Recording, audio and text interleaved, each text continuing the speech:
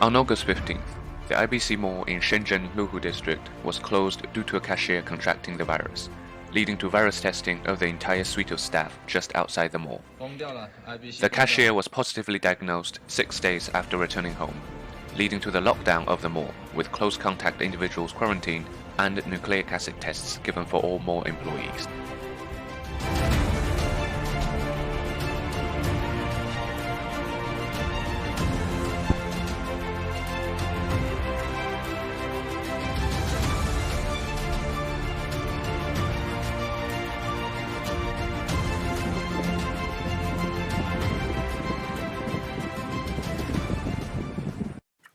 On August 6th, a supermarket employee in Shenzhen returned to Lufeng with 3 children on a bus.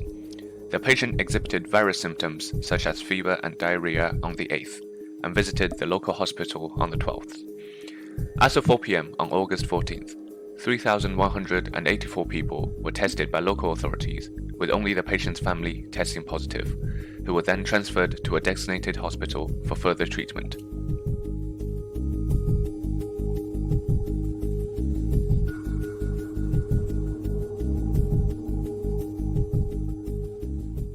The patient is being treated at the Shanwei City Hospital. His family were all quarantined at an isolated site.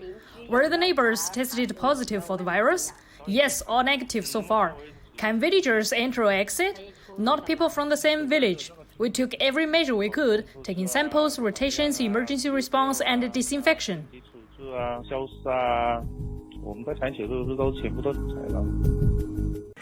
The outbreak in Urumqi is complex. This outbreak spread fast. Within the first 14 days, the number of diagnosed cases and asymptomatic carriers surged. At the same time, there were many cases of mild symptoms and asymptomatic carriers. Massive rainfall in Shandong led to a waist-deep flood. Areas like Lingyi and Rizhao in Shandong experienced heavy downpour on August 14th, resulting in probably the biggest flood since 1974. The people suffered tremendous losses, and it was the heaviest single-day rainfall since meteorological records began. Lingyi issued a red alert for heavy rain and launched a level 3 response for flooding. Currently, active flood control and rescues are underway. From August 13th to 14th, the precipitation in Yunnan exceeded 400 millimeters, smashing historical records. City residents went out on board rafts, with floods occurring in the Yi River and the Shu River. Certain areas had severe downpour, and at 6 o'clock on August 15th, the Shandong Weather Service issued a yellow alert for a thunderstorm, with the maximum hourly precipitation being 40 to 80 millimeters, and cumulative precipitation exceeding 100 millimeters. Many areas in Lingyi were flooded, herds of cattle drowned in the flood, and livestock farmers suffered heavy losses. The people suffered in the disaster when Chongqing was flooded. Because of the heavy rainfall in the Sichuan Basin, at the Yudongxiahe Wharf in Ban'an district, the water level surpassed the alarm level by 2.7 meters. They called us at 6 a.m., telling us to come out and work to contain the flood. The flood water kept rising from the highway. I saw that because I was sitting near the door.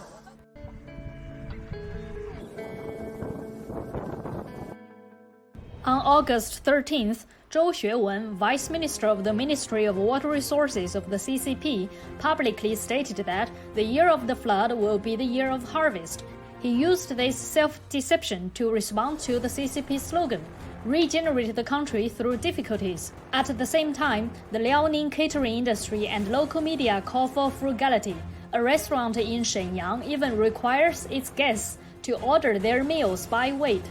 Recently, some academicians have been supporting genetically modified foods. The food in China is in critical condition, and the CCP wants to use genetically modified food to meet the food demand and continue to harm the people. Recently, Foxconn, Apple's largest manufacturer, has gradually moved its production line to Southeast Asia, which means that China's days as the world's factory are over. However, despite this, the CCP official media continue to announce that the internationalization of the RMB is growing rapidly. On August 15th, the CCP official media continued to brainwash the Chinese people, discrediting the United States and boasting that Hong Kong's development must rely on the CCP.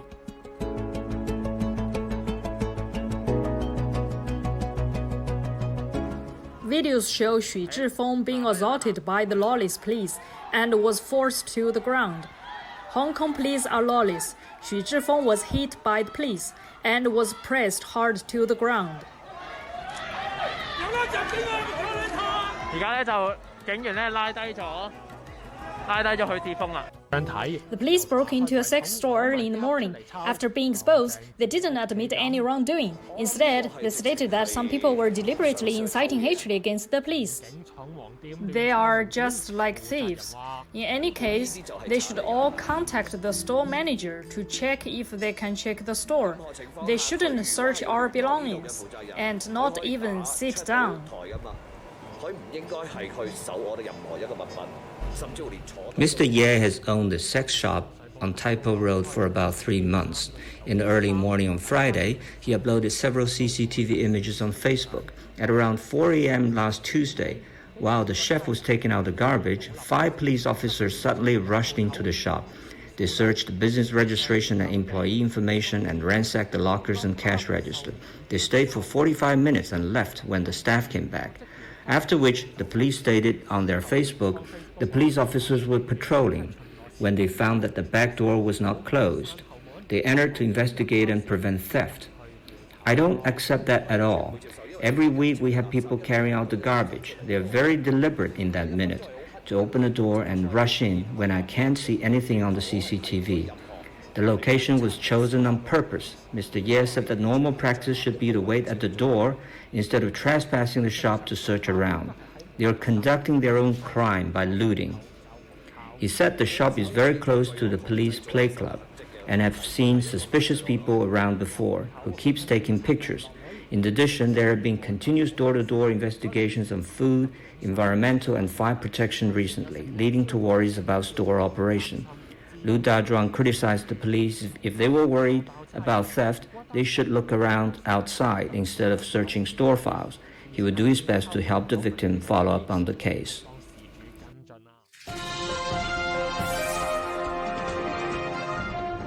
South Korea sees 103 new COVID-19 cases on Friday. Excluding the high number of cases from a chartered flight from Iraq 3 weeks ago, this marks the highest number of cases in a single day since late March. Many of the cases came from cluster infections in churches, marketplaces, and schools.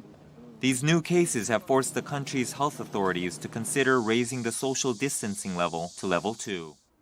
Turkish President Tayyip Erdogan said on Friday Turkey was considering closing its embassy in Abu Dhabi and suspending diplomatic ties with the United Arab Emirates over its deal to normalise ties with Israel.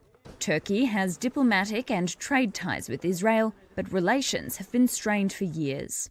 The deal has drawn strong reactions across the Middle East.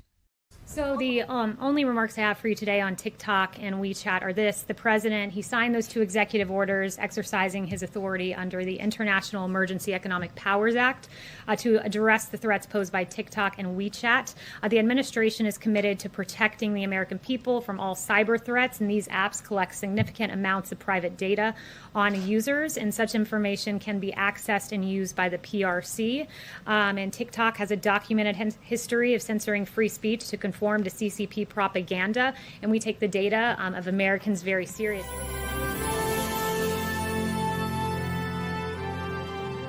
Talking about telecommunications infrastructure and the risks that are presented by the Chinese Communist Party. The Austrians have been great in taking on board and understanding that as well.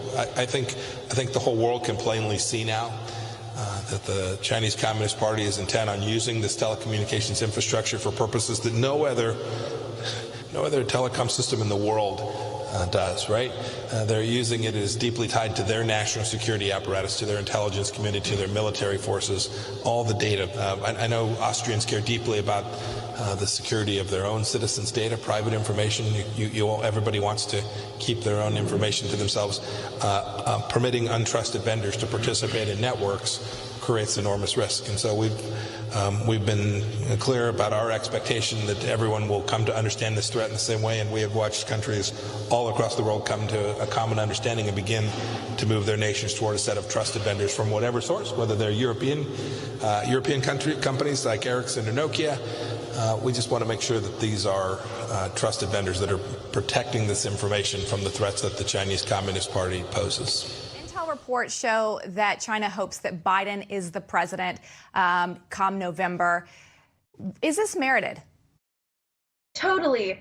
Like father, like son, Joe Biden has outsourced millions of American jobs in our manufacturing base to China, and his son Hunter has secured billion-dollar investment deals with Chinese Communist Party-linked enterprises, leaving our jobs, our intellectual property theft, and frankly, our national security in the hands of the Chinese Communist Party. For example, Joe Biden has said that there should be no coal plants in America and that coal miners should, quote, learn how to code. Meanwhile, his son is inking $950 million deals with Chinese coal companies that are owned and operated by the Chinese Communist Party.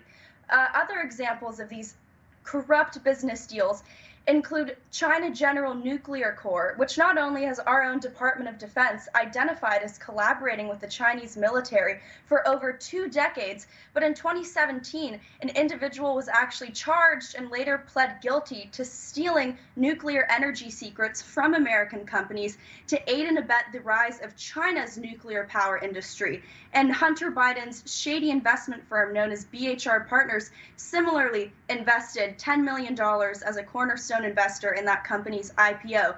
The list goes on. Automotive companies have transferred into the hands of Chinese Communist Party-linked companies such as AVIC.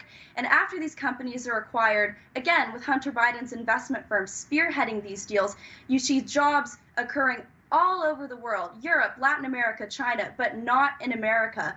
What's more, even technology companies that Hunter Biden, that his firm BHR Partners have invested in, we've seen them openly collaborating with companies such as Tencent, Huawei, and TikTok. Natalie, what does Kamala Harris do to the ticket with respect to China? Does she help show that she's tough on China, or does she help make the case that you just laid out? And frankly, while she might not be as linked to China as Joe Biden is, again, that's more of an indictment on Joe Biden's part than it is hers. Her paymasters and benefactors for all of her campaigns, even her botched presidential run, have come from the likes of Wall Street and big business. So they, at the end of the day, answer to the Chinese Communist Party and have billion-dollar investments and interests in that country. So through the transitive property, Kamala Harris is essentially at the beck and call of the Chinese Communist Party through her donors and special interests that she answers to.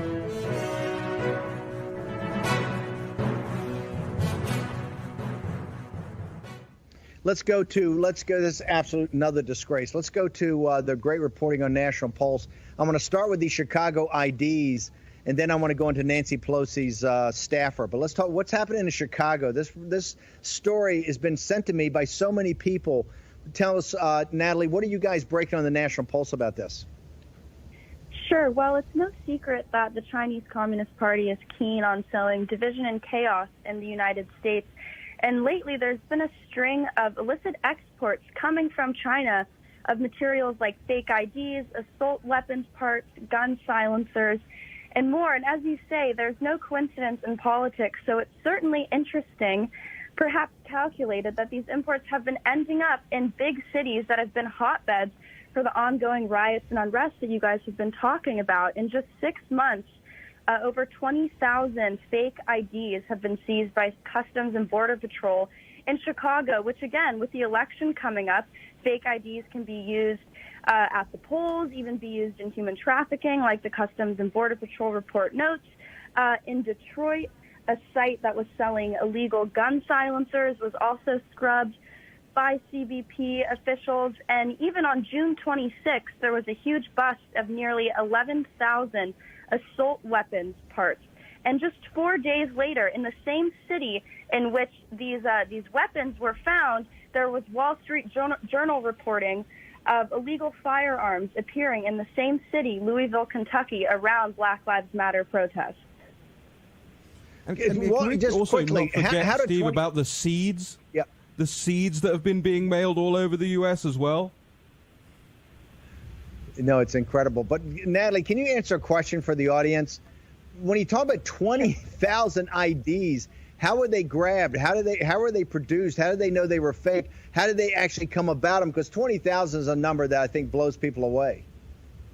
Yes, well, like I said, it was over the course of 6 months, and it was actually officials at Chicago O'Hare International Airport, specifically, like I said, Customs and Border Patrol, as well as individuals at the International Mail Facility who sees them. So again, this has been nearly a half-year effort, but overall, Chicago is the point of access in which China, I believe they were coming from Beijing, but by which they like to infiltrate the United States with these fake IDs.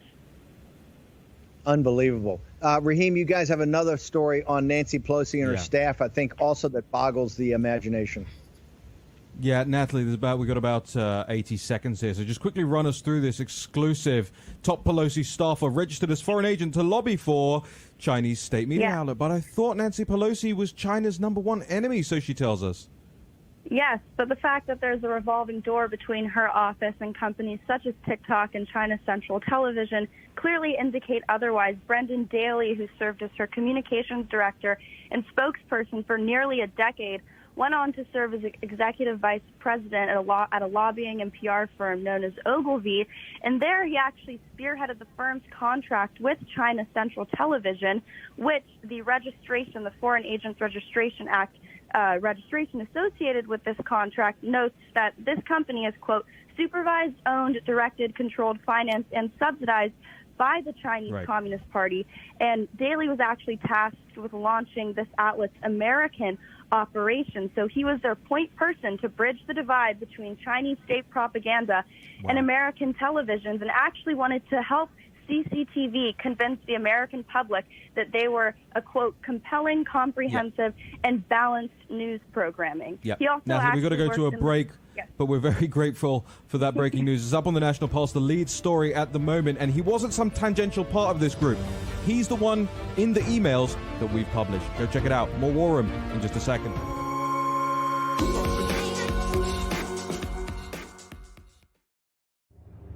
其他国家最近纷纷表态，美国大选之后要改组联合国。改组联合国只有2个选择：重组一个联合国，还有一个把现在联合国彻底改变。这个改变当中，第一个，大家记住我今天是全人类，又是我公会说的一句话，第一个说的，这爆料革命说的，就会把共产党，把现在的中华人民共和国的政府合法代表中国人民14亿人民在国际上地位 kick off 踢出去。本人提的建议，现在已经提上日程，在合法性上把共产党给灭了，共产党就彻底嗝屁了。另外一个，经济领域肯定脱钩。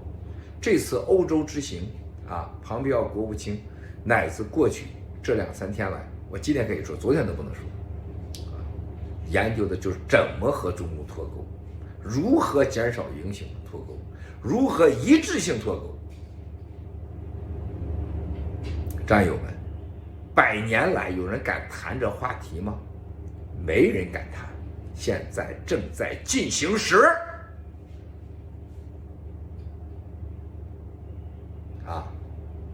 令共产党从没人敢说推翻共产党、消灭共产党，现在全世界说共产党必须为这次病毒承担一切责任，要把它送上审判法庭。推翻共产党、审判共产党、消灭共产党，是我们爆料革命最早、唯一人类敢提的。现在已经提上全人类的议事日程，你说行不行，战友们？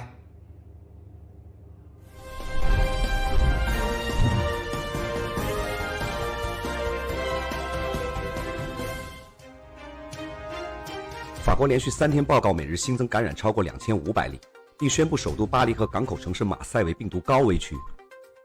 印度的 CCP 病毒感染超过250万例。美国国土安全部表示，与加拿大和墨西哥边境的非必要旅行禁令再次延长至9月21日。欧盟委员会已与英国制药公司阿斯利康达成协议，购买至少3亿剂疫苗。荷兰经济创纪录的萎缩了 8.5%。联合国安理会压倒性地拒绝了美国无限期扩大对伊朗武器禁运的提议，危机迫在眉睫。巴勒斯坦人抨击阿联酋为叛徒，因其和以色列关系正常化。川普总统责令字节跳动在90天内出售 TikTok， 并销毁美国用户数据。川普总统向国家公园管理局捐赠10万美元薪水，以支持修复和恢复国家古迹。